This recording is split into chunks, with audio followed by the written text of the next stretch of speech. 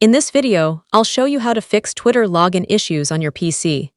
First, make sure you're entering the correct username, email address, and password. Double-check for any typing errors before trying again. If you have two-factor authentication enabled, enter the verification code sent to your device.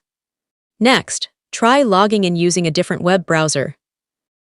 This can help determine whether the issue is related to your current browser. You should also restart your computer.